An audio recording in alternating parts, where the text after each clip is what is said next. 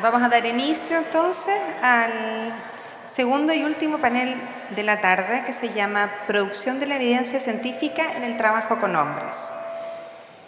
Modera Karen Navarrete, coordinadora técnica de Fundación CREA Equidad. Pasen adelante, por favor. Nuestros estimados expositores, Karen va a presentarlos uno a uno. Karen, te dejo.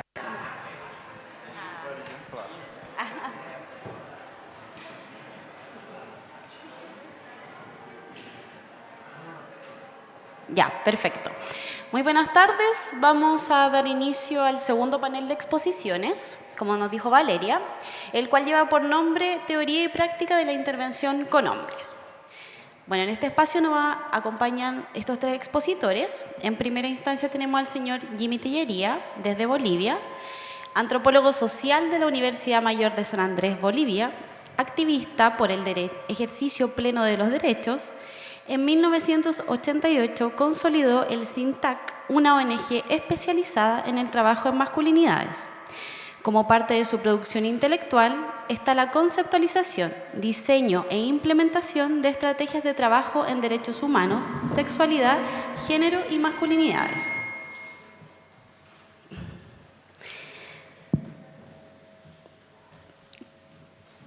Ya. En segunda instancia está el señor Marcos Nascimento. Pasa algo con el micrófono, creo. Tiene un sonido extraño. Si nos corremos, me voy a correr para el otro lado.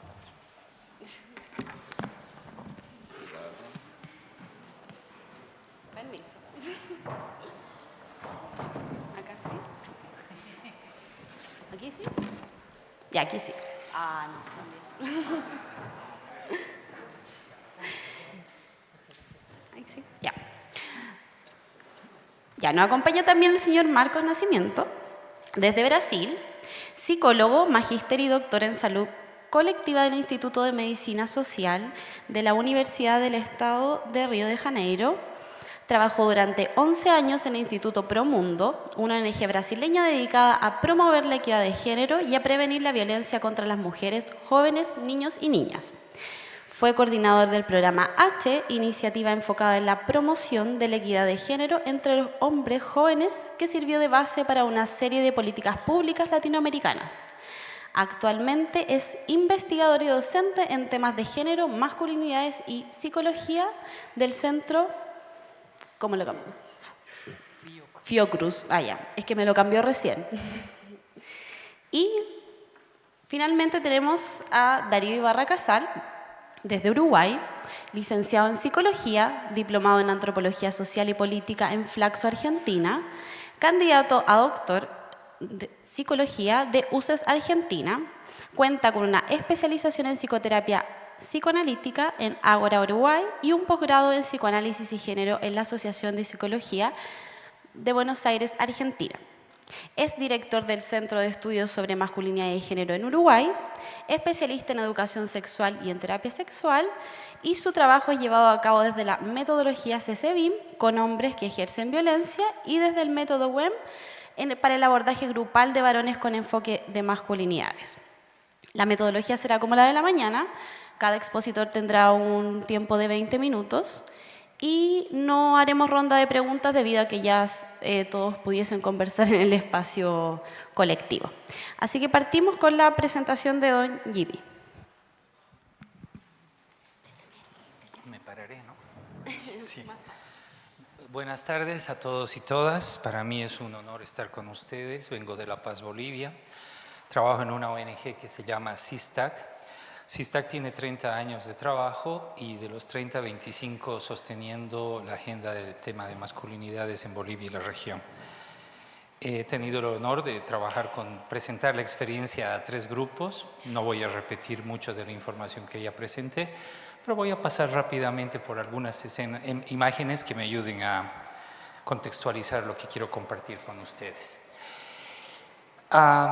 Dentro de la experiencia que hemos desarrollado como SISTAC, nosotros hemos generado 2 productos que se están trabajando en todo el país en el marco del eduentretenimiento.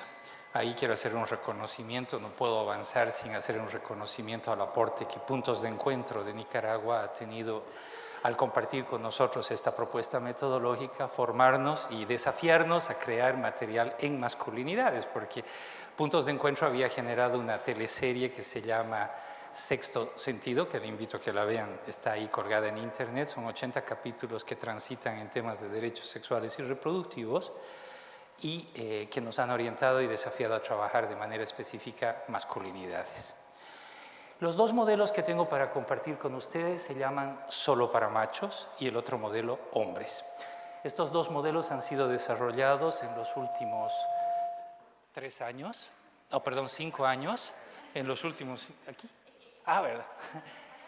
Solo para contextualidad, el eduentretenimiento es una estrategia comunicacional que utilizando múltiples medios tiene como decisión y opción trabajar de manera masiva. Ustedes han escuchado en la mañana algunas experiencias que trabajan con grupos concretos de hombres. Esto implica procesos más largos y sostenidos. En el caso nuestro, ante el desafío de ser una ONG pequeña en Bolivia, somos 6 personas que trabajamos en la organización para un país de 1.100.000 kilómetros cuadrados, para 11 millones de habitantes. Si pensamos que nos toca trabajar con casi la mitad de la población, el 100% de los temas, no habría cuerpo ni vida que aguante, y entonces teníamos que pensar en algo para llegar, aportar de manera significativa y marcar línea, y ahí es que escogimos el eduentretenimiento al ser una estrategia de comunicación y educación masiva. Como verán, la estrategia del eduentretenimiento tiene como finalidad movilizar colectivos, estimular la opinión y promover cambios sociales y culturales. Es importante también reconocer que a través del eduentretenimiento la gente tiene la posibilidad de mirar su realidad, interpelarla y desafiarse a transformaciones personales. Este es más o menos el esquema para los que no lo van a poder ver desde atrás. Yo lo veía bien, pero ahora que lo pienso no deben parecer más que manchas. Son varias líneas de acción. Una de ellas es el eduentretenimiento, que lo voy a explicar más en un rato.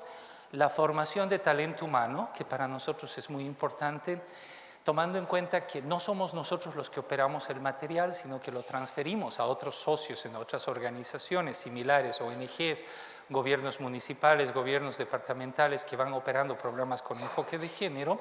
Necesitamos conformar equipos humanos capaces de manejar la temática y que tengan insumos y soportes educativos que les permita trabajar la temática de masculinidades con las comunidades que ellos tienen como grupos de acción.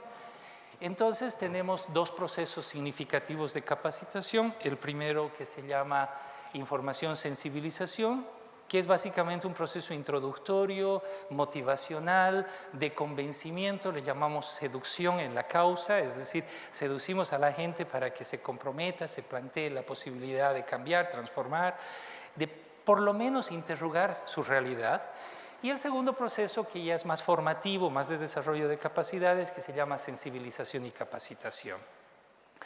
También tenemos como un apoyo central a toda esta iniciativa el desarrollo de campañas multitemáticas. Algunos y algunas de ustedes les hemos distribuido unas tarjetitas de una campaña que se llama Repensando las Paternidades, que es producto de una investigación que nos refleja qué preguntas son las que tus hijos o hijas te pueden hacer que te generan una reflexión personal.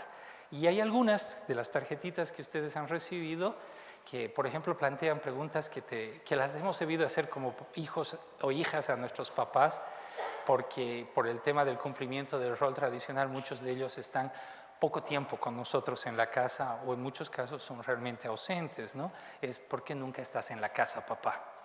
Y entonces esa es una de las tarjetitas distribuidas. O la otra que también puede generar conflicto, que decía: cuando sea grande, ¿puedo ser como vos? Y nos preguntemos ahí si podríamos ser un referente o un modelo significativamente positivo para la vida de nuestros hijos e hijas. Ya entrando a los modelos de la intervención, les comentaba que tenemos 2 modelos. El primero se llama Solo para Machos. Solo para Machos contiene una teleserie, radioserie, materiales temáticos referidos a prácticas machistas, derechos sexuales y explotación sexual de niños, niñas y adolescentes, además de una campaña que ya muy gentilmente Roberto la presentó esta mañana, que se llama soy antimachista, que es una autodeclaración personal. La música que están escuchando es referente a la teleserie Solo para Machos, que constituye todo este paquete. Se ha transmitido en los 9 departamentos, 27 transmisiones en TV nacional, 31 en radio, más de 30.000 personas. Se ha usado en Perú y en la Argentina. En el caso de Perú, en norte de Perú, y en el caso de Argentina, Córdoba. Y la tecnología me está jugando una mala pasada ahora. Si lo podemos bajar el volumen ahora, porque se han sumado las 2 canciones, perdón.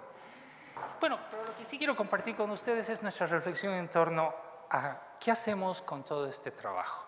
Y aquí hay un dilema que estamos viviendo, yo creo, no solo en Bolivia, sino en toda la región, es generar evidencia de que nuestro trabajo genera algún cambio. Y porque no podemos ya quedarnos en la inocencia de que porque en nuestro taller acabaron los hombres llorando y hemos cambiado la vida de estos hombres. Si no reconocemos que estos son procesos significativos y que el aprendizaje de la masculinidad es un aprendizaje continuo, que además no solo cruza por la voluntad o decisión personal, sino por la imposición social bajo esta lógica de modelos hegemónicos, y al feminismo nos decía que el machismo se hace carne, se hace parte de nuestra corporalidad, se hace parte de nuestra piel, y entonces la transformación y el cambio ciertamente no será fácil, porque no vas a cambiar solamente pensando que con la flexibilización de roles las cosas se han arreglado. Y entonces, uno de los desafíos que tenemos, no solo en Bolivia, decía, es en la región, es generar evidencia de que lo que estamos haciendo promueve algún tipo de transformaciones. Y la pregunta es, ¿en qué dimensiones estamos generando estas transformaciones? El trabajo en masculinidades siempre ha tenido el dilema de dedicarse, o sea, de definirse en su intervención en 2 niveles, o trabajar en la subjetividad o trabajar en el espacio de la transformación de lo público, de lo político, de lo cultural. Ambos van entrelazados íntimamente, porque tú no vas a hacer transformaciones si no logras las 2 dimensiones de trabajo. Trabajar masculinidades sí implica trabajar en las subjetividades, pero también trabajar masculinidades implica transformaciones políticas. Y ahí el desafío de generar evidencia, dato duro, de que lo que estamos haciendo realmente tiene alguna significancia, realmente logra cambiar algo. Por eso nosotros, aplicando todo este modelo de entretenimiento que les contaba, ¿no? 30.000 personas aproximadamente, entre hombres y mujeres en Bolivia, han hecho reflexiones a partir de los materiales. Se ha transmitido en más de 30 canales de televisión, se ha transmitido a través de radio. Y teníamos que tomar decisiones también en función de nuestras propias capacidades de medición. Medir en espacios abiertos como la radio o la televisión es muy complejo. Primero porque, y esto lo hemos aprendido de puntos de encuentro también, cuando trataron de hacer las mediciones de efectos e impactos a través de sexto sentido, y por supuesto ahí tienes el problema de que la audiencia no necesariamente ha visto la cantidad completa de los capítulos, que la audiencia no necesariamente ha estado permanentemente asistiendo toda la transmisión, podía estar viendo parte de la novela mientras estaba haciendo alguna cosa, etc. Entonces, nosotros tomamos la decisión de no medir esa dimensión. Porque ahí lo único que podríamos haber medido es audiencia, es decir, cuánta gente miró, en qué horario se transmitía, que eso podría ser significativo, pero no necesariamente nos mostraba cambios. Entonces, optamos por medir qué pasaba con los procesos de formación de líderes, es decir, la gente que aprendía a manejar este material y que posteriormente lo tenía que aplicar en su trabajo. Ahí utilizamos una estrategia que es la de sumar para multiplicar. Si está para usar estos materiales, los transfiere a otras organizaciones, ya sean gobiernos municipales, ya sean ONGs, y entonces cada organización lo que hace es determina una cantidad de líderes, ya sea personal de la organización o líderes del grupo, que se capacitan en el manejo de estos materiales y que luego posteriormente hacen lo que llamamos réplica, porque la lógica es un efecto cascada. Y entonces es ahí donde decidimos medir qué pasaba con estos hombres que no solamente se capacitaban en el manejo del tema, sino también hacían reflexiones personales, porque acuérdense que esto no es un tema de incremento de conocimiento. O sea, trabajar masculinidades en el caso del cambio y transformación social y cultural no cruza por medir incremento de conocimiento. No estamos yendo a medir cuánto o cómo puede definir qué es la masculinidad hegemónica o deme un concepto o definición del machismo. Lo que estamos yendo a transformar son prácticas, actitudes y comportamientos. Por ende, también ahí había que trabajar el tema de la subjetividad de los propios educadores, facilitadores del proceso. Como parte de la estrategia ya habíamos pensado en que era importante hacer todo el sistema de medición orientado a la medición de efectos directos e impactos. Comprenderán que los efectos directos son los que podemos medir porque hay algo concreto que tú estás logrando, una acción concreta, es casi inmediato a la intervención o en un plazo de tiempo no muy largo, pero lo más complejo de medir son los impactos, que son las transformaciones más a largo plazo. Entonces, para eso nos hemos planteado la necesidad de evaluar los cambios de actitudes y prácticas machistas en hombres líderes que fueron parte del proceso, conocer qué efectos e impactos cualitativos se lograba en estos hombres y nos planteamos este esquema que otra vez tampoco se ve muy bien, que si nos quedábamos solamente con el tema de conocimientos, eso lo podíamos medir, porque a la entrada y a la salida les podíamos hacer un test. Es decir, le podíamos decir cuál es su definición de masculinidad hegemónica a la entrada y a la salida del taller, cuál es su definición y por supuesto podríamos identificar fácilmente incremento de conocimiento. Pero no era el centro de ese círculo el que íbamos a medir, sino más bien lo que está en su entorno. Y entonces empezábamos con el tema de actitudes y prácticas. Y para ello nos hemos planteado 3 dimensiones de medición significativas. La primera, como que la más simple y la más fácil de medir, que tiene que ver con los discursos y está planteado bajo la siguiente pregunta. ¿Se espera que? Se espera que los líderes, al terminar el proceso de información y sensibilización, y capacitación, hayan o logren ciertas prácticas, comportamientos y actitudes. Cambio en la motivación y conocimiento. Eso creo que está relativamente explicado en cómo se puede medir.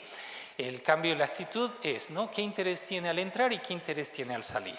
Básicamente la gente al salir, por la propia metodología y estrategia, debe salir más motivada en profundizar el tema, que es lo que yo espero hayamos logrado con ustedes después de la presentación de los paneles que hemos tenido con cada grupo, ¿cierto?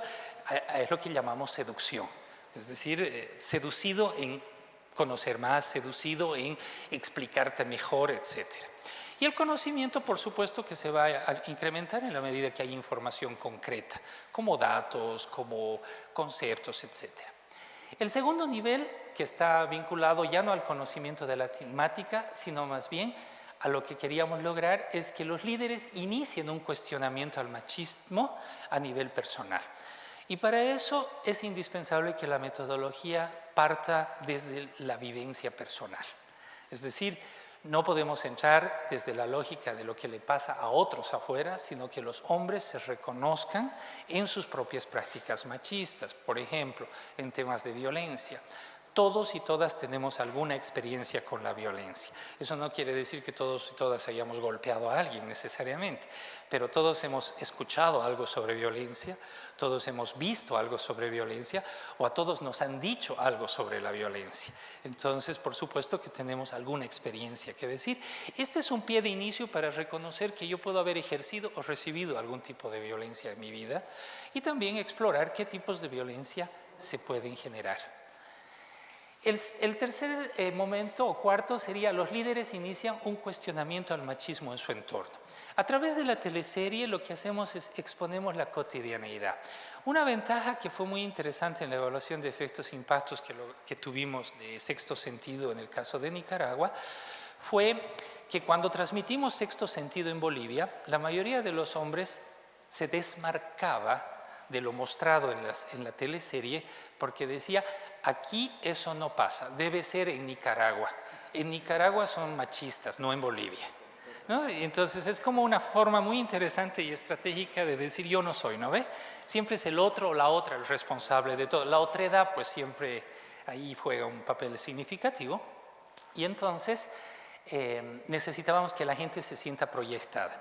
Y es por eso que pusimos muchas imágenes de la cotidianeidad. Hay una escena, por ejemplo, Bolivia es un país multicultural, diverso, se han tenido la oportunidad de ir, la presencia en La Paz, Cochabamba, Potosí, Oruro, Sucre, de lo andino es muy fuerte, ¿no? De hecho, nos identificamos como país andino, aunque el 70% es amazónico del país, bueno, es la parte oculta del país. La presencia, por ejemplo, de los rituales andinos es muy importante. Y entonces ahí hicimos y tomamos una situación a partir lograda de una investigación, no fue invento nuestro, que es un ritual mágico asociado al yatiri, a los médicos brujos, a los que conocen el conocimiento ancestral, etcétera, que se llama, y lo practican en algunos lugares, 7 machos.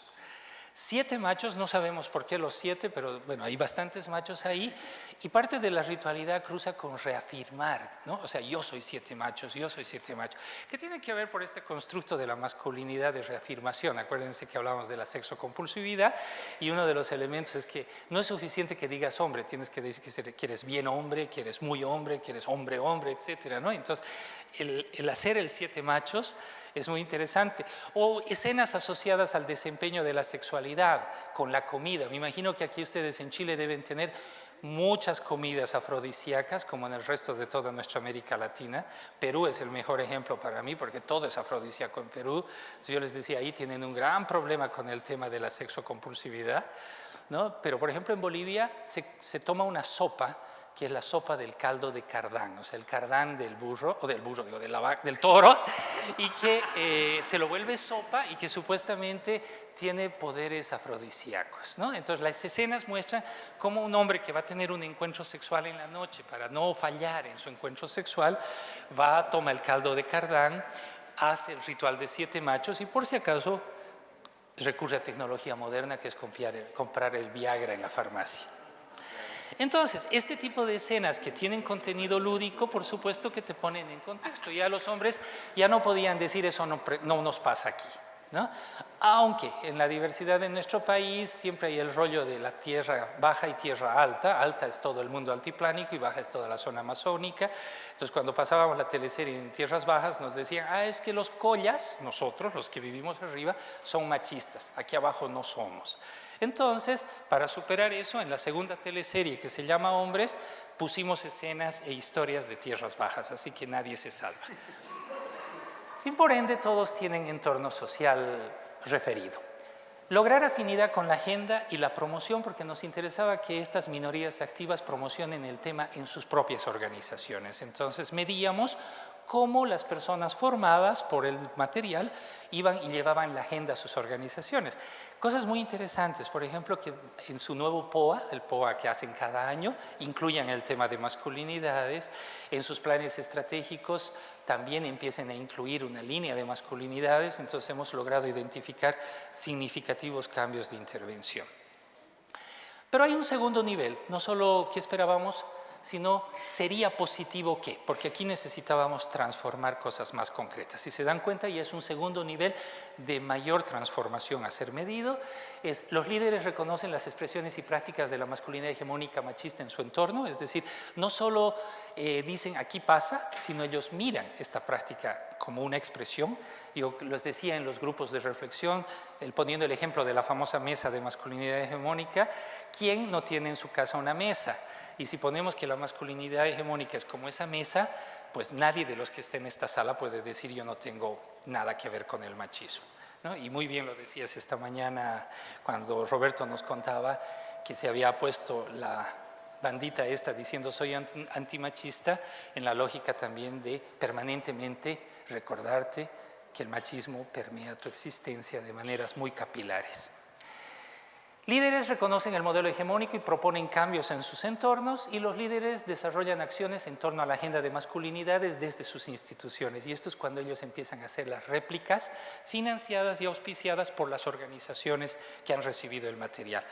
Hoy tenemos más de 70 organizaciones en Bolivia que están utilizando este material y lo están replicando, por eso es que hemos logrado llegar a 30.000 o más de 30.000 personas. Imagínense, con 6 gatos y gatas que somos ISTAC, imposible hubiera sido ese trabajo.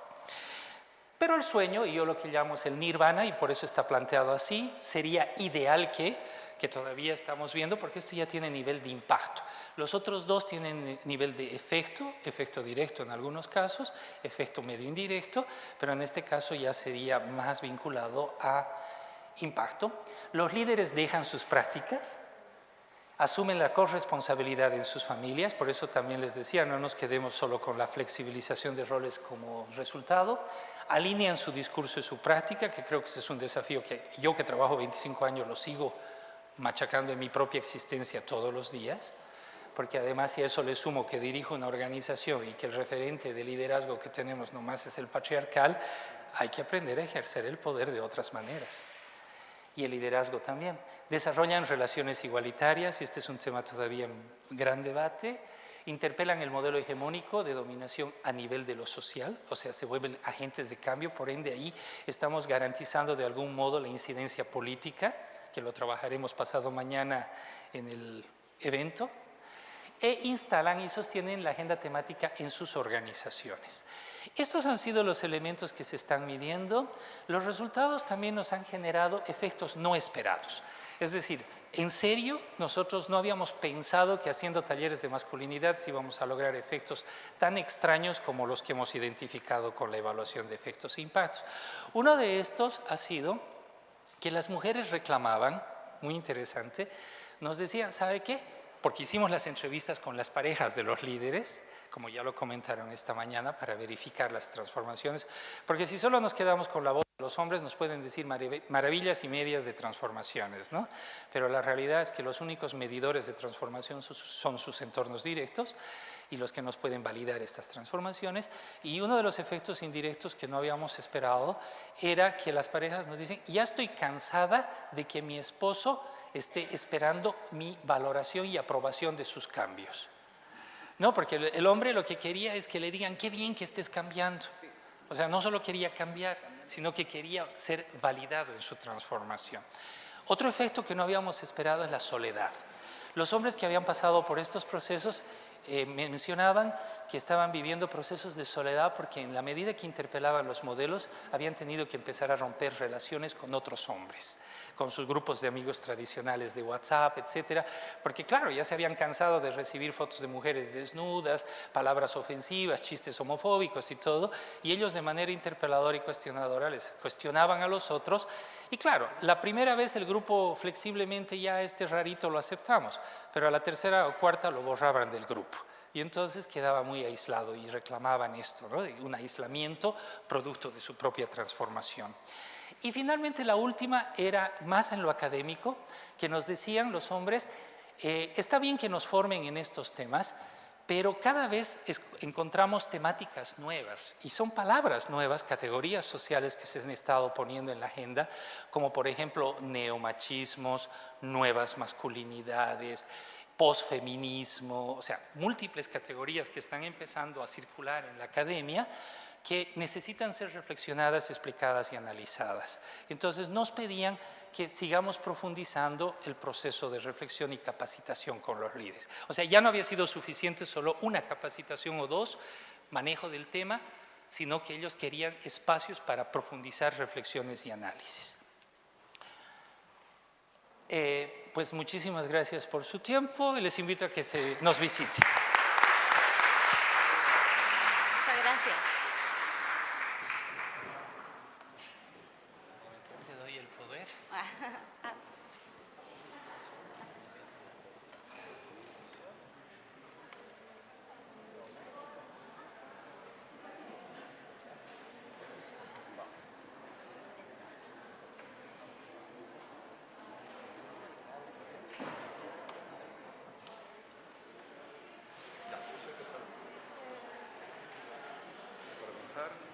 Sí. Sí, gracias. Bien, buenas tardes a todas y todos. Quería iniciar agradeciendo la invitación por parte de la Fundación de estar con ustedes hoy hablando sobre un tema que me es muy caro y que, así como decía hoy durante la presentación de los pósters, el primer grupo de hombres que participé en la vida hace como 30 años. Entonces, para mí siempre es muy interesante escuchar que hablar sobre hombres y hablar sobre el tema de masculinidades es algo nuevo.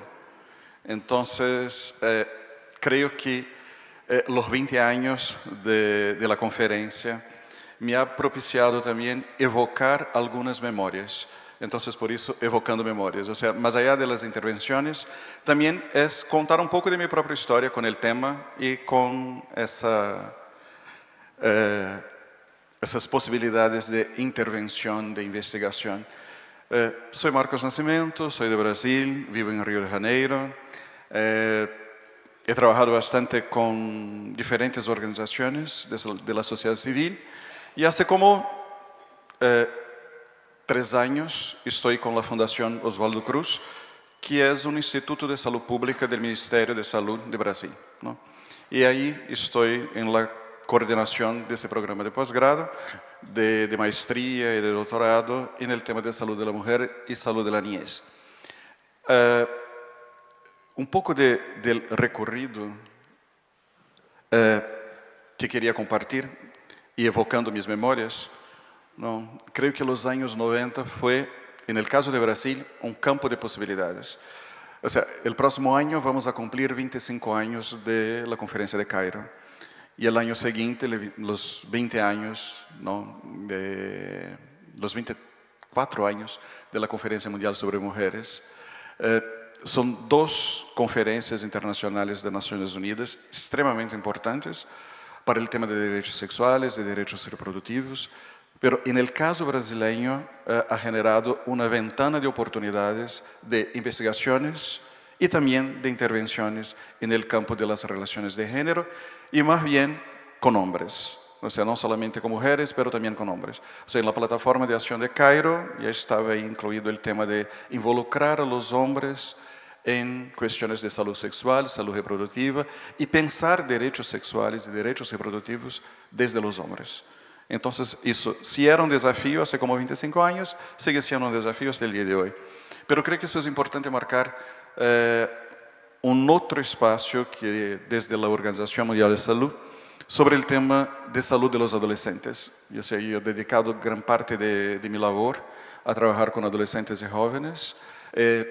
Y en ese momento teníamos en la Organización Mundial de la Salud también una otra ventana de oportunidades sobre investigaciones pensando salud de los hombres adolescentes, ¿no? Y, por supuesto, el impacto de la epidemia de SIDA, no solamente en Brasil, pero de manera global, también ha puesto de alguna manera a los hombres en ese escenario de discusiones sobre el tema de la sexualidad, el tema de las identidades y el rol que los hombres tienen con el tema de la salud de manera general. Todo eso ha creado en Brasil ese panel ahí de temas, de temáticas, que no es por casualidad, por ejemplo, que el programa H va a ir a contemplar sexualidad, paternidad, violencia, salud sexual reproductiva, salud mental. Eso ha generado tanto investigaciones como intervenciones relacionadas a hombres en esas diferentes temáticas. Y ahí incluye en la última línea, o sea, desde la sociedad civil, éramos un grupo de ONGs, ECOS, PAPAI, Promundo, NOS, ABIA y hay un montón de otras ONGs interesadas en ese tema y produciendo conocimiento. Eso es el primero que quería decir. O sea, el conocimiento no se produce solamente en las universidades. O sea, no solamente la academia produce conocimiento, pero las propias organizaciones de la sociedad civil también producen conocimiento, también hacen investigaciones. Y todas estas investigaciones, o sea, todas esas organizaciones también fueron productores de bastante conocimiento, ¿no? Y digo esto porque tengo los 2 sombreros, o sea, de académico y de activista. Y muchas veces he escuchado que solamente la academia produce conocimiento, y para mí eso es un error fatal. O sea, hay que reconocer que gran parte, sobre todo en esas temáticas, fueron llevadas a cabo desde la sociedad civil, ¿no? Y después la academia, de alguna manera, abraza todas esas temáticas. Y voy a me centrar bastante en el trabajo con adolescentes y jóvenes, ¿no? Que es parte de mi experiencia en Brasil, trabajando con los dos sectores que creo que son sectores claves en el trabajo con adolescentes y jóvenes, que es educación y salud. Si de alguna manera es muy fácil pensar en la articulación entre salud y educación, pero en el día a día de labor no es una unión fácil, ¿no? O sea, pensar en la interfase de educación y salud, pensando adolescentes y jóvenes, si en un primer momento hace bastante sentido, en la práctica son dos ministerios grandes y totalmente aislados en términos de diálogo. Pero eso ha generado pensar siempre, y soy un profesional de salud, soy psicólogo de formación, con maestría y doctorado en salud pública, entonces tengo una larga trayectoria en el tema de la salud, pero soy fundamentalmente un educador. O sea, soy docente, soy profesor hace muchos años, y unir estas cosas me era muy confortable por un lado y muy desafiador por el otro, como vamos a ver un poquito más adelante. Y hoy presenté una campaña, un proyecto, cuando estaba con Promundo, sobre comunicación para el cambio social, que era un proyecto que, basado en experiencias anteriores, tanto del programa H para hombres, como programa M para mujeres, de contemplar, de alguna manera, grupos de promotores juveniles, hombres y mujeres, trabajando juntos con el tema de la masculinidad, ¿no? Isso foi uma experiência para nós outros nesse momento pioneira de trazer não tanto homens como mulheres para a discussão sobre masculinidade desde um protagonismo de los adolescentes e las adolescentes, desde um protagonismo juvenil, pero também pensando em estratégias de comunicação. Somos um país de las telenovelas e de aí a ideia de fazer uma novela totalmente desenhada por jovens para outros jovens para discutir todos os temas que estavam aí elencados inicialmente. E pensando sempre na educação entre pares, creio que durante bastante tempo trabalhamos com a ideia de uma educação ou uma maneira de trabalhar com homens, entre homens, para homens. E creio que esta iniciativa, que são os Jovens por la Equidade de Gênero, nos ha mostrado outras possibilidades, não? De homens e mulheres trabalharem juntos por la equidade de gênero, a igualdade de gênero, sabendo que há espaços que podem ser compartidos e também há espaços que podem ser trabalhados de maneira separada. De aí creio que há dois temas que são fundamentais pensar quando falamos sobre homens e masculinidades. O primeiro, por supuesto, são as relações de poder e depois as posições de privilégio. E creio que isso hace falta todavía discutir um pouco mais sobre o tema de los privilégios. Eu tive a oportunidade, há como 3 semanas, de estar com um grupo de jovens que são a Juventude Negra, é um coletivo de Juventude Negra em Brasil.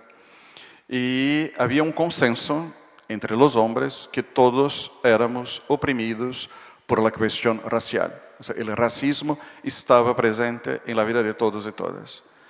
Pero as chicas mencionavam, mira, ok, todos somos afetados por el racismo, pero nosotras sofrimos de la opresión de género también.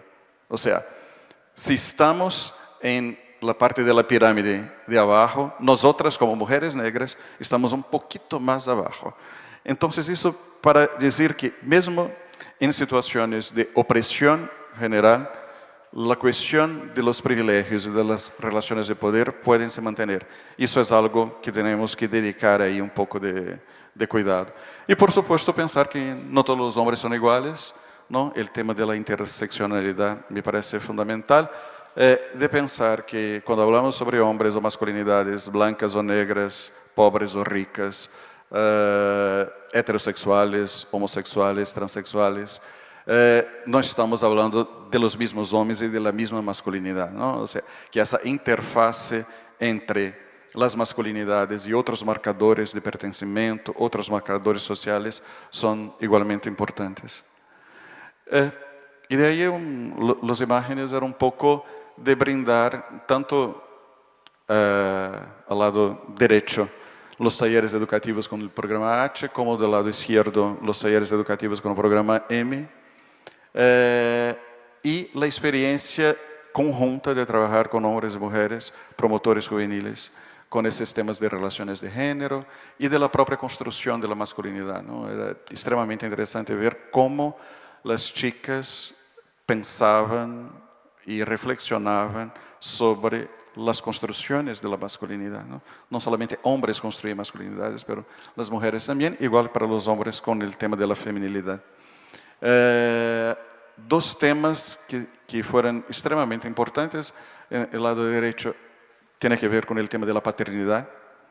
O sea, y más allá de pensar paternidad, creo que pensar cultura de cuidado desde los hombres. O sea, cómo nosotros como hombres manejamos el tema del cuidado. Y siempre hago la broma de cuidado y control. Todo comienza con la letra C.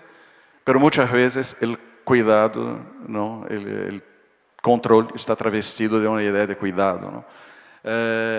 Y eso va a ser un tema bastante importante en pensar la cultura del cuidado entre hombres. Y el otro, que es el tema de la violencia de pareja, que también ya fue hablado hoy durante la mañana, pero que igual, o sea, la violencia no pasa solamente entre personas adultas que tienen una relación conjugal, de familia y no sé qué. Pero también me interesa, y particularmente me ha interesado en los últimos tiempos, trabajar las relaciones violentas durante el noviazgo entre adolescentes.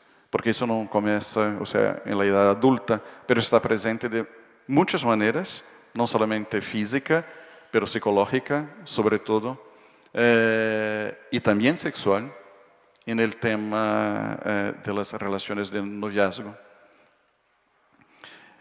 Toda esa experiencia anterior son experiencias que nacieron desde las ONGs en Brasil, pero que de alguna manera influenciaron las políticas públicas. O sea, son 3 ejemplos y yo participé de los 3, o sea, desde el primero, que es salud y prevención en las escuelas, era trabajar el tema de educación sexual y más precisamente el tema de la prevención de VIH, entre adolescentes y jóvenes en escuelas de Brasil, una iniciativa conjunta de Ministerio de Salud con Ministerio de Educación. El otro, que género y diversidad en la escuela, que es una proposición del Ministerio de Educación y por la primera vez durante el primer gobierno Lula tuvimos el Ministerio de la Mujer, porque no había un Ministerio de la Mujer en Brasil. Y con el Ministerio de la Mujer y el Ministerio de Igualdad Racial hicimos un proyecto para, de alguna manera, favorecer a los docentes, maestros y maestras de escuelas públicas que tuvieran acceso a esas discusiones sobre género, sobre raza, sobre sexualidad, y a capacitar, y fueron capacitados miles y miles y miles de maestros en todo el país. Y el otro, que es la Escuela Sin Machismo, que es una iniciativa de ONU Mujeres, basado en la idea del valente no es violento, era trabajar todas estas cuestiones sobre masculinidad, sobre machismo, en el ámbito escolar. También de lo mismo, o sea, trabajando con maestros y maestras en estos temas. Esos 3 ejemplos me parecen extremadamente interesantes para pensar cómo una otra derivación de la experiencia de la sociedad civil es el impacto de las políticas públicas. Y son impactos muy específicos, o sea, de la incorporación de una agenda en las políticas públicas. Y eso me parece bastante importante. Y el otro tiene que ver específicamente con el Ministerio de Salud. O sea, somos uno de los pocos países en el mundo que hay una política nacional de atención integral a salud del hombre. Con Paraguay, con Australia y con Irlanda, somos los 4 países que tenemos una política específica. Yo participé desde el inicio de la construcción y elaboración de la política, y uno de los ejes, el tema de la paternidad, ¿no? Y la idea de que si una mujer embarazada va a hacer todo su acompañamiento de prenatal, un hombre embarazado también tiene que ir a hacer todo su acompañamiento de prenatal. No solamente para acompañar a su compañera, a su pareja, pero también por sus propias cuestiones de salud, ¿no? Entonces, el primero, el prenatal, el papá también tiene que hacer. Y la idea, que es una idea, en agosto es el mes, o sea, el Día de los Papás en Brasil es el segundo domingo de agosto. Y para nosotros, específicamente en Río de Janeiro, el mes de agosto, el mes de la valoración del cuidado paterno. Entonces hay un montón de actividades relacionadas con ese tema, siempre pensando esa idea de que hombre que es hombre cuida de los niños y de las niñas. O sea, más una vez, otra manera, otra forma de fomentar una cultura del cuidado entre hombres. Pero si hay marchas, hay contramarchas también, ¿no? Yo estoy aquí recuperándome de las elecciones en la semana pasada. Todavía sigo recuperándome. Pero, ¿qué quería compartir sobre las contramarchas? Primero, que hemos asistido hace los últimos años, ¿no? Una idea de una ideología de género en que género pasa a no ser una categoría analítica o un campo de estudio, pero algo que debe ser demonizado y que debe ser quitado, en el caso de Brasil, literalmente quitado de los planes de educación. O sea, el Plan Nacional de Educación y los planes locales de educación no pueden mencionar el tema o la palabra género, tampoco orientación sexual. Eso también tiene que ver con la idea de una escuela sin partido, ¿no? Que la escuela está sexualizando a los niños y más bien homosexualizando a los niños, un poco inspirado con Mi hijo no te metas, algo en el mismo estilo, y que por supuesto con el nuevo gobierno va a tener más fuerza aún. Ya iniciamos, ¿no? O sea, con menos presupuesto público para salud y educación, eso ya está. Pero lo que llama la atención en los últimos días, eso es reciente, tiene como 2 semanas, es la criminalización de los movimientos sociales, ¿no? O sea, como eso en perspectiva de que cualquier forma de activismo debe ser rechazada, banida del escenario político.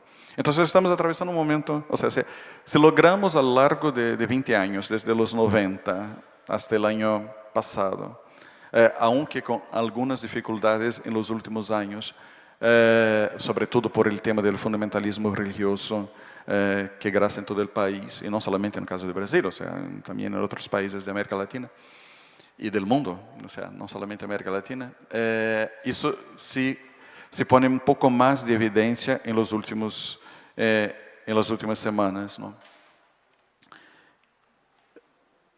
Pero en términos de los aprendizajes y de las evidencias, ¿no? Como era el tema central de la mesa, me parece así que logramos aprender bastante en términos de elaboración y desarrollo de metodologías que fueron evaluadas, como el caso del programa H, también inspirado, ¿no? En la evaluación de impacto de Sexto Sentido. Muchas investigaciones que han sido desarrolladas durante ese tiempo. Pero quería llamar la atención que, o sea, que la evaluación, y sobre todo la evaluación de impacto, ¿no? Custa caro, o sea, no es barato. O sea, y tener financiamiento específico para proyectos o estudios de evaluación de impacto es cada vez más difícil. O sea, uno quiere apoyar para la intervención, quieren resultados del impacto, pero ¿cómo hacer esos estudios de evaluación de impacto? ¿No? Con grupo control, randomizado, con todo que tiene un diseño riguroso de evaluación, sin dinero. O sea, eso es siempre un tema que creo que vale la pena llamar la atención. Y por supuesto, o sea, varias de esas metodologías o de esas iniciativas formularon programas, pero pocas tuvieron la capacidad de incidir políticamente, o sea, de se convertir desde una experiencia inicial, un proyecto piloto, algo así, para una escala de políticas públicas, ¿no?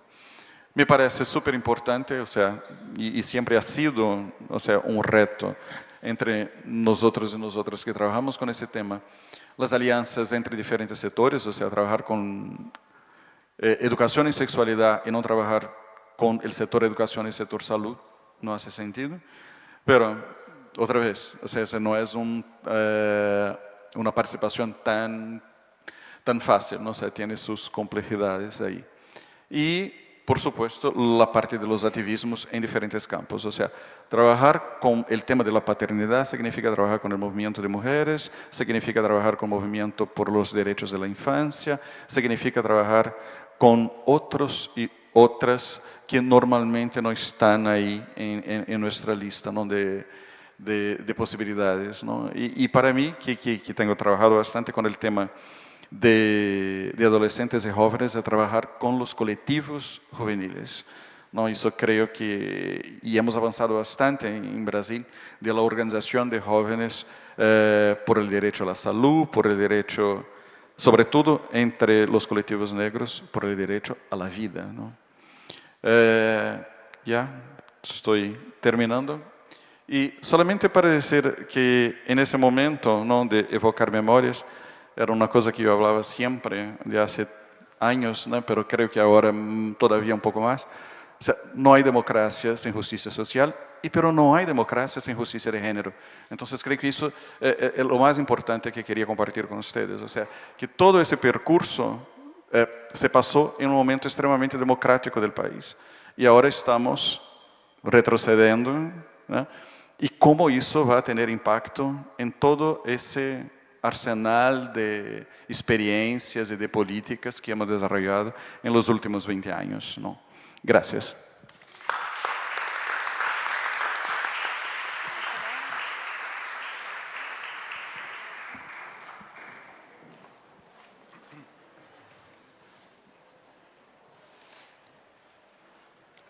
Gracias, Marcos, Jimmy, y a la Fundación CREA por la invitación.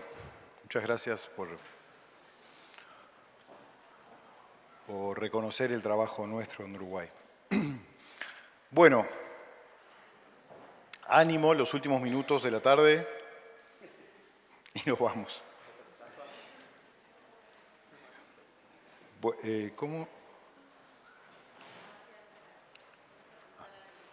Ahí. Bueno, bien, les cuento. Les traigo una presentación donde planteo las tensiones y desafíos en el trabajo con masculinidades en Uruguay, a partir del trabajo que hemos hecho en el Centro de Estudios sobre Masculinidades y Género, que es una OSC que trabaja masculinidades hace como 10 años.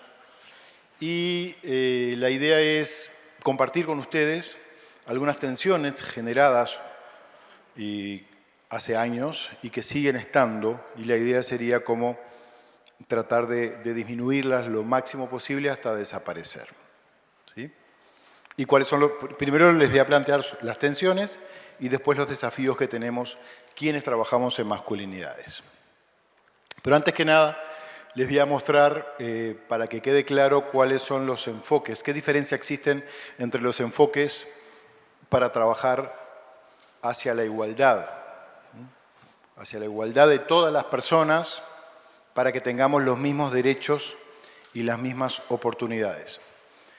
El enfoque, les voy a leer rápido, algunas partes sobre todo, porque me parece bien importante, tener claro que el enfoque de estudios de género implica la sistemática intervención eficiente, y también del género es una categoría de análisis, en el permanente proceso de evaluación de consecuencias e impactos sobre todas las personas en todas las áreas, sectores y niveles respecto a cómo vivencian y reproducen las relaciones de poder en el marco del sistema social patriarcal. El objetivo es que todas las personas se beneficien de las políticas públicas, sociales, económicas, más allá de su sexo género, logrando así la equidad y la igualdad de género. Básicamente, las relaciones de género lo que hacen es problematizar y deconstruir las relaciones de poder entre personas. El enfoque de estudios de varones y masculinidades implica que, en el marco de los estudios de género, se hace foco en el análisis y trabajo directo o indirecto con varones, que encarnan algún aspecto de la masculinidad hegemónica, o sea, todos los varones, ¿no? porque como bien plantearon los compañeros en la mañana y ahora en la tarde, todos los varones reproducimos algún micromachismo porque en la sociedad patriarcal en la que vivimos no podés no ser machista. Lo que podés ser es menos machista, pero no ser machista no se puede. No se puede en el momento histórico en el que vivimos, en el que nacimos, ¿sí? La idea por eso es que los que trabajamos en masculinidades, los varones nos estemos deconstruyendo constantemente y pensándonos y repensándonos junto con otros varones y con mujeres también que nos interpelan, ¿verdad? El objetivo es que los varones nos involucremos en los procesos de construcción de conciencia social y gocemos de derechos humanos en igualdad sustantiva con las mujeres y otras identidades y con las personas, con toda persona desde la diversidad. Derechos y obligaciones éticas y legales en tanto ciudadanos. ¿Por qué traigo este concepto y lo leo así de manera tan obsesiva? Porque a veces se cree que los estudios de las masculinidades provienen desde, no sé, cayeron en paracaídas en este momento, hace 20 a 30 años, y que no tiene nada que ver con los estudios de género. Y esto no es así. Estamos en el marco de los estudios de género, ¿se entiende? Y los varones que trabajamos, y las mujeres también, porque hay mujeres que trabajan masculinidades, somos feministas o profeministas.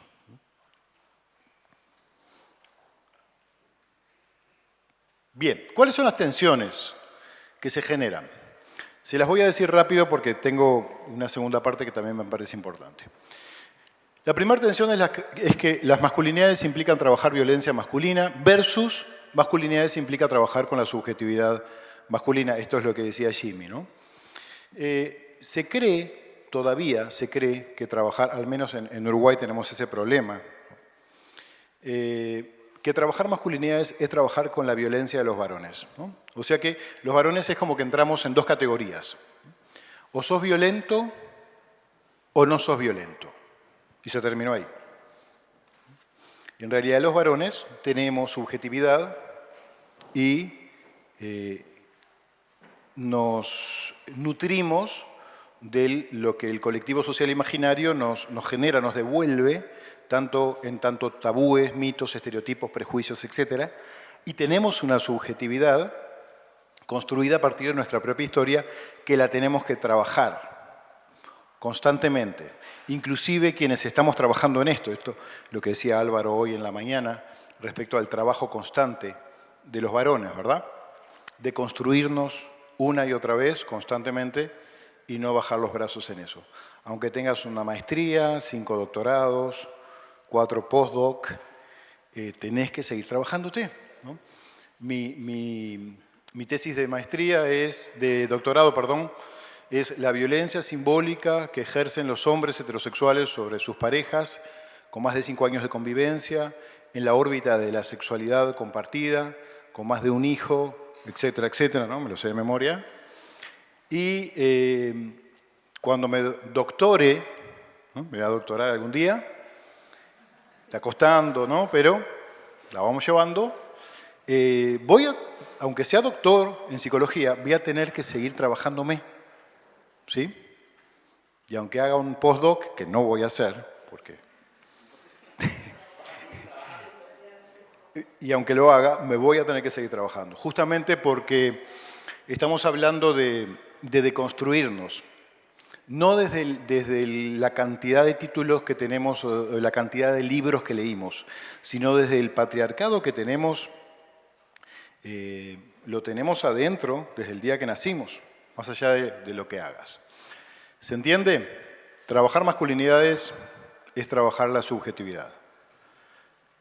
Segundo, trabajamos masculinidades para proteger a las mujeres versus trabajamos masculinidades para lograr mayor igualdad de género, ¿sí?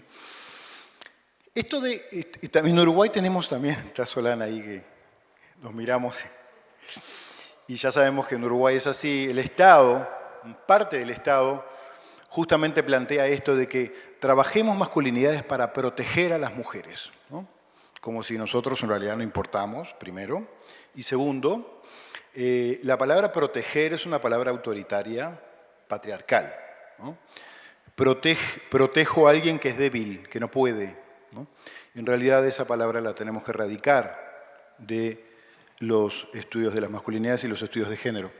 Justamente la idea es trabajar masculinidades para beneficiar a toda la población, a nosotros como varones, a las mujeres, a las personas trans, queer, todas las identidades que queramos, ¿sí? Tercero, se considera que cualquier persona que tenga formación en género puede trabajar e investigar en masculinidades, y esto también es una tensión porque en realidad las masculinidades son una especificidad de los estudios de género. Hay que formarse en masculinidades para poder deconstruir la masculinidad hegemónica y las otras. Cuarto, se debe trabajar masculinidades en el tercer nivel de atención versus trabajar solamente trabajar en el primero y en el segundo. El tercer nivel vendría a ser cuando vos ya intervenís sobre un hombre que tiene una tobillera, un hombre que tiene una medida cautelar que no se puede acercar a su pareja o expareja, un hombre que ya está preso. Ese sería como el tercer nivel, la atención sobre el problema ya gestado. Y en realidad las masculinidades hay que trabajarlas desde el primer nivel, que es la promoción de salud, y el segundo nivel, que es la prevención de violencia, enfermedades, etc. Quinto, que el Estado invierta trabajo con varones, le quita recursos al trabajo con mujeres en su proceso de empoderamiento. Esto lo seguimos escuchando en Latinoamérica. Es increíble, pero se sigue escuchando y esta tensión también hay que procesarla en algún momento, ¿verdad? Creo que queda claro, no hace falta que lo diga, pero trabajar masculinidades beneficia a toda la población, inclusive las mujeres, sobre todo porque el 90% de los hombres dice ser heterosexual. Por lo tanto, si trabajas con los hombres y con su identidad masculina, estás beneficiando a su pareja, mujer, o sus parejas, las parejas que ha tenido, ¿verdad? Y por último, las políticas públicas en masculinidades versus las políticas públicas con enfoque de género, que tienen que haber, en este punto sí, no puede haber una u otra, sino que tendría que haber ambas políticas públicas en ambas direcciones, porque si bien apuntan hacia la igualdad de género, pero se enfocan en cuestiones diferentes. En este caso creo que Costa Rica es el único país que tiene políticas públicas con enfoque de masculinidades. Después el resto de Latinoamérica no tenemos. Bien, a partir de las tensiones vamos a ver cuáles son los desafíos. El primer desafío es justamente trabajar la construcción de la subjetividad masculina. Ser hombre, constituirnos como hombre es complejo y es como disociativo, por eso los hombres tenemos la tendencia a la disociación, en el sentido de que, como dice Badinter, para ser hombre no podés ser mujer, ni podés ser gay o homosexual, digamos que la identidad masculina se construye desde lo que no podemos ser, y eso es complejo. Los complejiza la construcción de la identidad. Por lo tanto, eso está relacionado con el vínculo con nuestra mamá, con nuestro papá, ¿no? Que la tendencia es que haya estado ausente en nuestra educación y nuestra crianza, etcétera, en los primeros cuidados, etcétera. El primer desafío es trabajar y convencer con mayúscula al Estado de que tiene que invertir en trabajo con varones, ¿sí?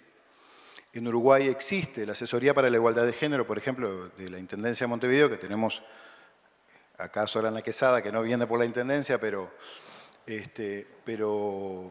dirige la asesoría, y no muchos organismos más del Estado estamos trabajando en los barrios, en los municipios, el tema de las masculinidades. El resto del Uruguay no existe trabajo de masculinidades. Se trabaja con violencia masculina, que también es una parte, ¿no? Pero la idea es poder deconstruirnos con la población en general. El segundo desafío, bueno, esto de las políticas públicas y sociales con enfoque de masculinidades, ¿no?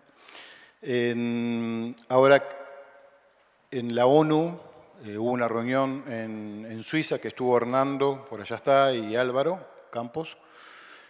Justamente se planteó la necesidad de promover estrategias para alentar la participación de hombres y niños para que de manera significativa influencien en la construcción de la identidad de género, ciudadanía y de la comunidad en general. Esto tiene que ver con lo que planteaba hace un rato. Si vos visualizás desde el Estado a los hombres o a los varones como o sos violento o no sos violento, en realidad, ¿cómo lo vas a integrar a una política pública? Tenés que pensarlos y visualizarlos en tanto ciudadanos con la responsabilidad de lograr la salud comunitaria en esta construcción de igualdad y de derechos. Segundo desafío. Tercer desafío, trabajar los derechos sexuales y derechos reproductivos de los hombres, que indirectamente estás trabajando los derechos de las mujeres, trans, otras identidades, ¿verdad? En Uruguay terminamos hace 1 año y medio, que no sabemos qué pasó con eso, con el apoyo del UNFPA, un manual para trabajar en el primer nivel de atención en salud, salud reproductiva, salud sexual, salud reproductiva, para varones, en el primer nivel de atención. ¿Sí? Lo hicimos rápido y bueno, lo están estudiando porque claro, quienes estudian este manual son hombres y en el manual se plantean cuestiones que están de alguna manera como movilizando aspectos de la masculinidad de quienes están estudiando esto. Esperemos que lo publiquen en algún momento, estamos esperando. Pero los derechos sexuales y reproductivos son un problema también de salud pública. Cuarto desafío, trabajar las paternidades activas y conscientes. Los compañeros han planteado durante todo el día de hoy la necesidad de trabajar paternidades. No solamente en lo micro, ¿no? Haciendo talleres con padres e hijos e hijas, que en Uruguay lo hacemos, sino también trabajar en políticas públicas al respecto, ¿no? Para que los que somos padres podamos ser más conscientes y comprometidos con nuestros hijos e hijas. Ahora, se trabaja lo micro, pero también hay que trabajar lo macro, justamente. Y acá vuelvo de nuevo al Estado. En Uruguay la licencia por paternidad son 10 días, no sé en Chile, son 3, ¿no? 4, 5 días. Bueno, nosotros estamos mejor. En Costa Rica no hay días para hacer licencia por paternidad. Nicaragua 5. Bueno, estamos mal. En toda Latinoamérica estamos mal con el tema. En Uruguay, para la mujer, licencia por maternidad son 3 meses, versus 10 días para los varones. ¿Qué pasa cuando el Estado, cuando nace un bebé en una familia donde hay un papá y una mamá, ¿no? Que en Uruguay son la mayoría? El Estado te dice, a vos, hombre, que nació tu bebé, que vas a estar 10 días con tu bebé y después te vas a ir a trabajar porque en realidad acá en casa ya no tenés más nada para hacer. ¿Sí? Tienes que ir a trabajar, a producir, a ganar dinero para proveer a la familia, ¿no? De vuelta reproduciendo el modelo. Y a la mujer le van a decir, vos, que tuviste tu bebé, te vas a quedar acá adentro 3 meses encerrada, cuidando a tu bebé, porque es lo que sabes hacer, cuidar. ¿No? Viendo el mensaje que nos da el Estado. En Uruguay, en Costa Rica, en Chile, en Nicaragua, en toda Latinoamérica es lo mismo. El Estado no nos habilita, no nos educa, no nos da la posibilidad de que construyamos una subjetividad diferente respecto a cómo nos comprometemos como padres. Por lo tanto, nos quita la responsabilidad de estar con nuestros hijos e hijas desde pequeños, ya solamente con esa ley, y a la mujer, una vez más, le ponen la carga y el peso de tener que hacerse cargo de sus hijos e hijas ya desde que nacen. Entonces, perjudica a las mujeres, porque una vez más le ponen el peso encima, porque después eso se sigue reproduciendo toda la infancia y la adolescencia de ese niño y esa niña, ¿verdad? El niño se enferma, ¿de quién es la culpa? De la madre. El niño tiene un déficit atencional, ¿de quién es la culpa? De la madre.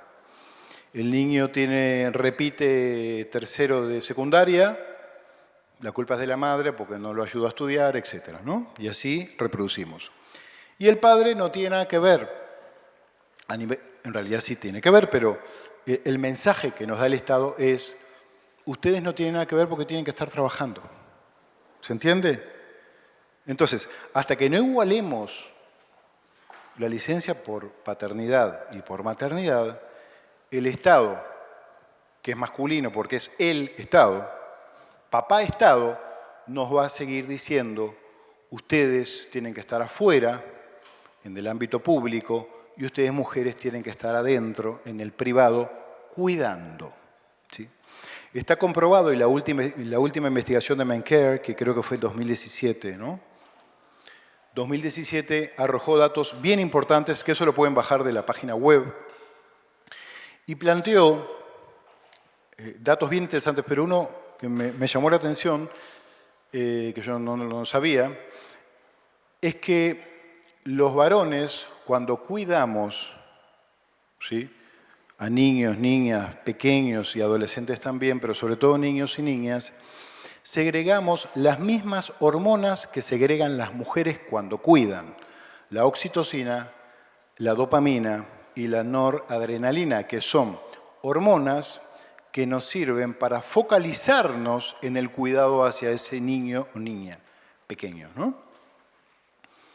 O sea que me pareció un dato bien importante porque a veces también se coloca esta diferencia anatómica, fisiológica y biológica en esto de que no, nosotros como no tenemos útero, como no parimos y como no damos de mamar, en realidad nos tenemos que ir a trabajar. Pero bueno, eso es una excusa más, la excusa biológica, como para generar inequidad. Por lo tanto, los varones también tenemos la capacidad de cuidar a nuestros bebés desde que nacen. Tenemos la capacidad de cuidar. La tenemos que desarrollar. Y también necesitamos el apoyo del Estado que nos diga, ustedes también se van a quedar aquí, cuidando. Cuarto desafío. Quinto, la emocionalidad masculina genera alta vulnerabilidad a la comunidad. A nosotros, mujeres, trans, intersex, toda la comunidad está afectada por cómo nosotros los varones procesamos el mundo emocional. Hoy hablaba en los talleres las emociones básicas, que son el enojo, la tristeza, el miedo, el dolor, la esperanza y la alegría, que son emociones básicas porque las compartimos con toda la especie humana. 5. Las tenemos que aprender a procesar los varones, ¿no?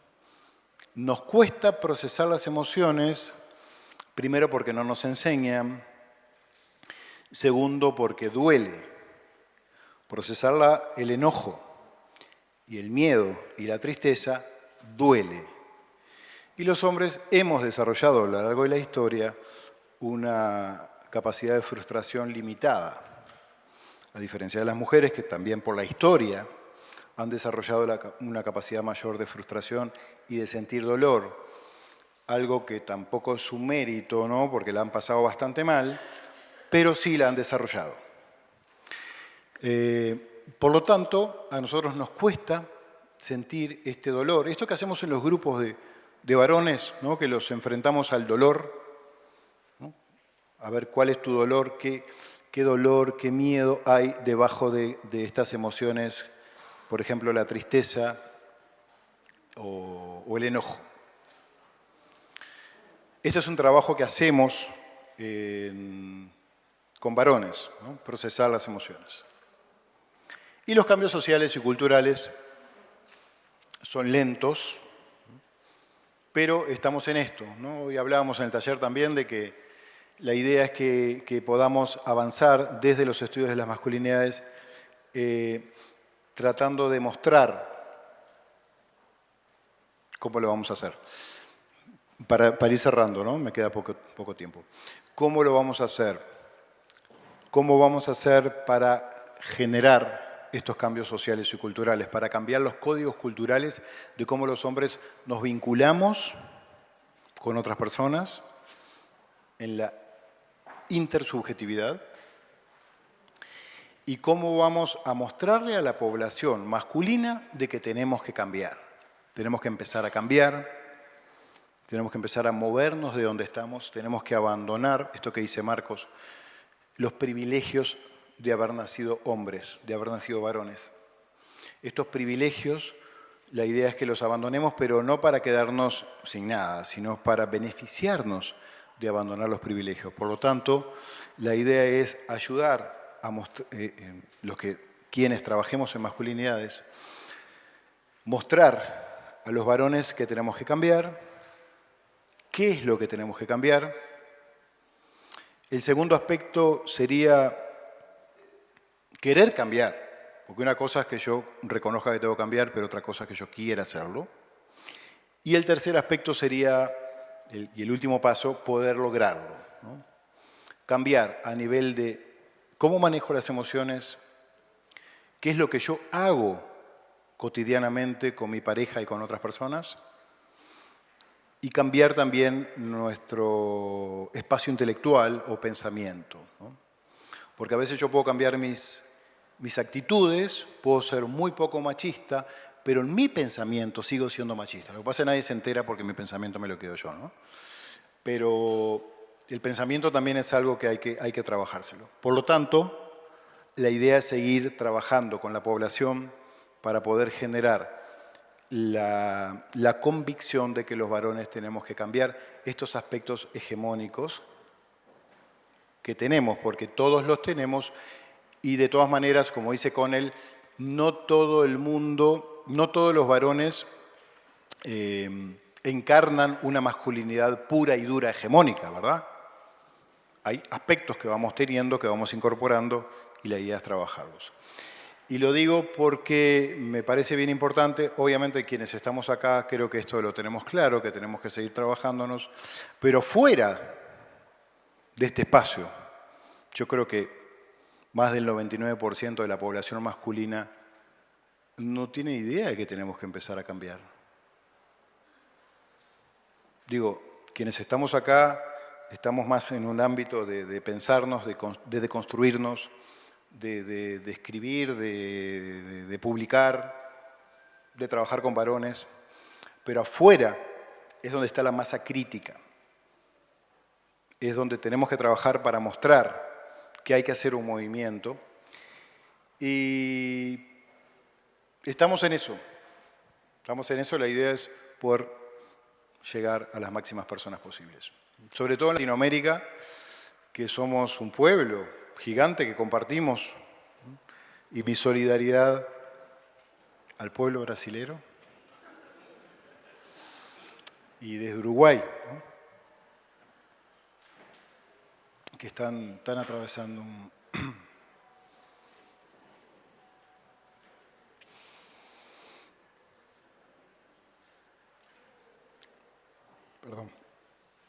están atravesando un momento duro.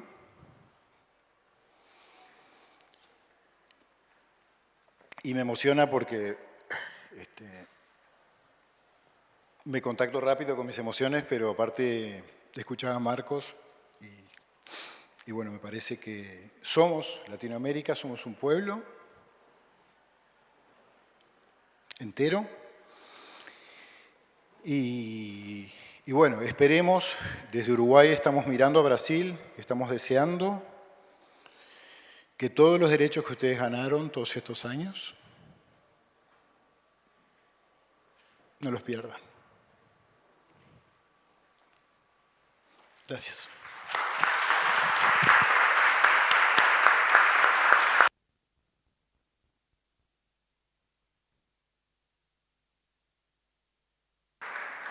Muchas gracias, Darío. Bueno, agradecemos enormemente cada una de las experiencias compartidas por ustedes y por los expositores de la mañana durante esta jornada. Sé que nuestros equipos se van a llevar un montón de aprendizaje y muchas herramientas para la intervención. Así que de verdad se los agradecemos de corazón.